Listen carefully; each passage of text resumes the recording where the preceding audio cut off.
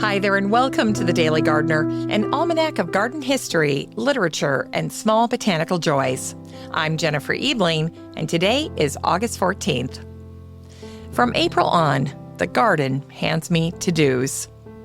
But I like to say I take them all under advisement, because the priorities often compete with my random bursts of creativity and my waning desire to do hard things when other chores are much more doable. Plus, right now, daylight is dwindling about 3 minutes a day, and everything growing out there has noticed. Even the weeds. Even me. August makes me feel sluggish. These days, I find a spot in the shade and take time to look around. The ironies are everywhere. The Joe Pye is over my head now. I spent 10 years buying it one pot at a time at local plant sales, and I spent the last 10 years chopping it back as it pushes its way through the garden. Then there's my autumn joy sedums, which now all come from cuttings. I chop their heads off each spring and stick the pieces wherever I want more of them, and voila, new plants. If only I'd known that trick back when I was just starting out, blowing my garden budget on easy propagators before June even started. But a solid plant for the wind column is all the junipers I put in 3 years ago. They're finally doing what I hoped they would, giving the garden some gravitas and anchoring the space.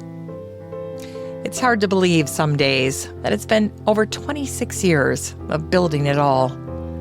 It's such a part of me that many days I don't even notice all the little surprises that have come from it. But then some days I do notice something small, like the mandevilla that somehow twirled its way up into the locust across from the mailbox. And then it doesn't feel like I've had near enough time to savor any of it. Here's today's garden history. It was on this day in 1887 that the English nature writer Richard Jefferies died at the age of 38. He grew up on a small farm in Wiltshire, and as a boy, he followed the mowers through the meadows and watched the scythe take down the daisies and the knapweed and the blue scabious by the thousand. He gathered armfuls of them day after day. He said they never once lost their newness. Over the last 5 years of his life, he suffered poverty and tuberculosis. He wrote anyway. In his last novel, there's a farmer named Iden, drawn from his own dad, and Iden is a marvel. Richard said, "Flowers and trees and grass seemed to spring up wherever Iden set down his foot." It was his genius to make things grow, like sunshine and shower. Iden plants holly, ivy, copper, birch, and currants against a red wall. Only the sycamore was there before him. 2 years after Richard Jefferies died, his last essays were collected and published. In one he said, "To anyone who takes a delight in wild flowers, some spot or other of the earth is always becoming consecrated." And it was on this day, in 1925, that the English gardener Mirabel Osler was born in London. She came to gardening after half of her life had been lived.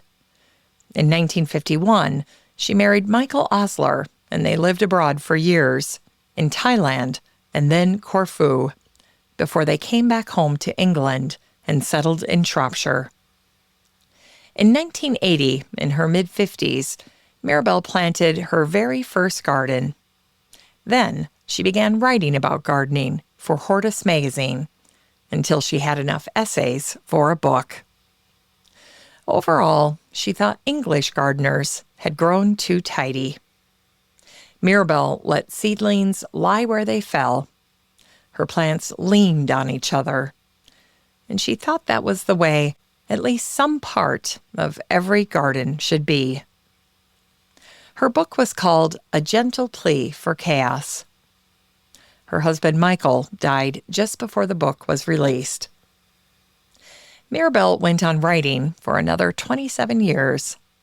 The garden brought her many truths. Mirabel said, "A garden is always on the move." And it was on this day in 1950 that the American cartoonist Gary Larson was born in Tacoma, Washington.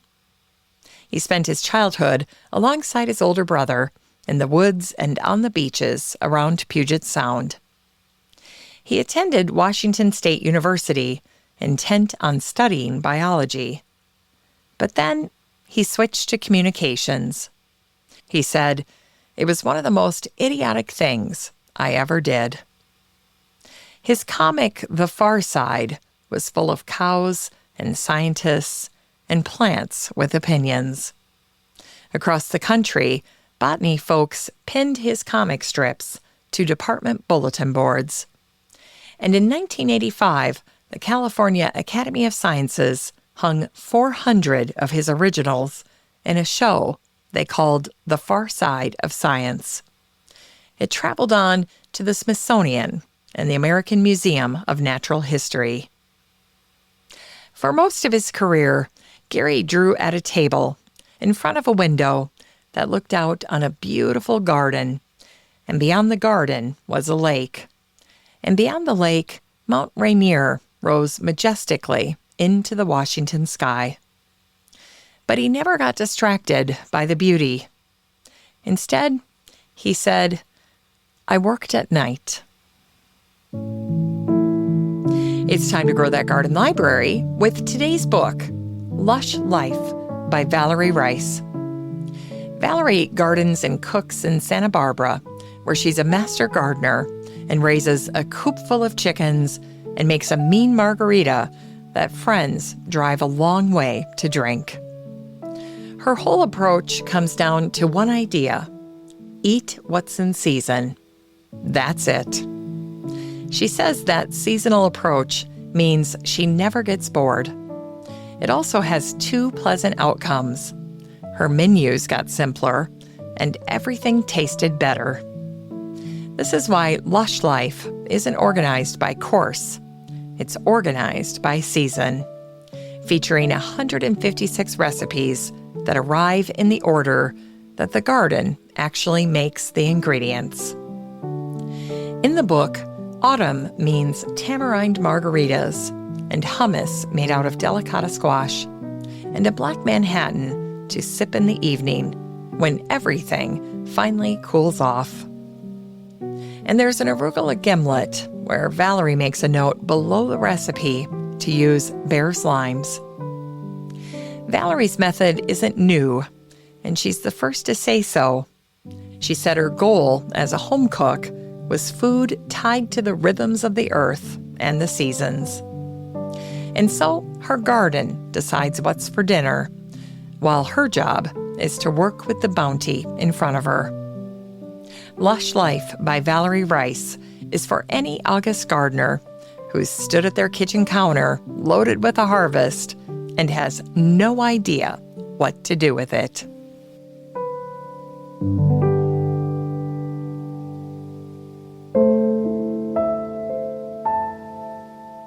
And finally, here's something sweet to ignite the little botanic spark in your heart.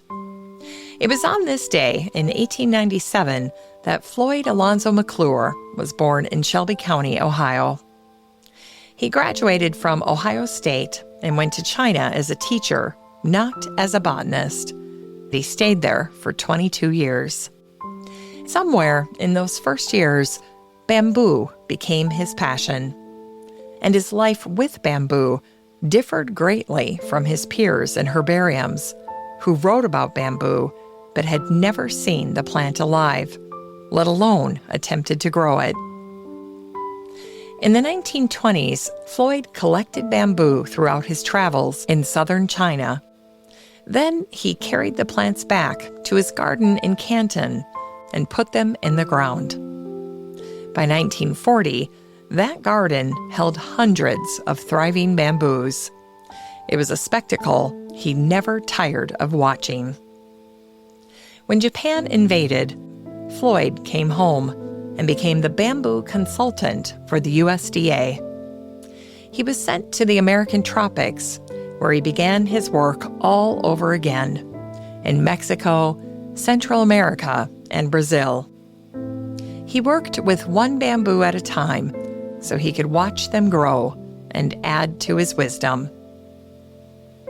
In 1966, Floyd published The Bamboos, A Fresh Perspective. By then, he'd spent more than 4 decades alongside growing bamboo plants. He said, "Bamboo was a symbol of uprightness, chivalry, and devotion." Late in his life, Floyd went and found a young botanist at the Smithsonian, and he talked him into the bamboos and then spent 3 years handing him everything he knew.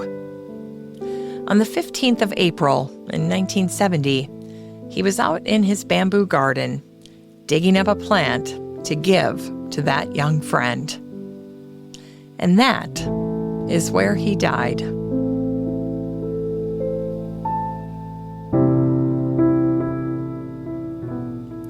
That was Floyd Alonzo McClure, a professor of economic botany at Lingnan University in Canton and an honorary research associate at the National Museum of Natural History in Washington, D.C., from the 1940s until his death.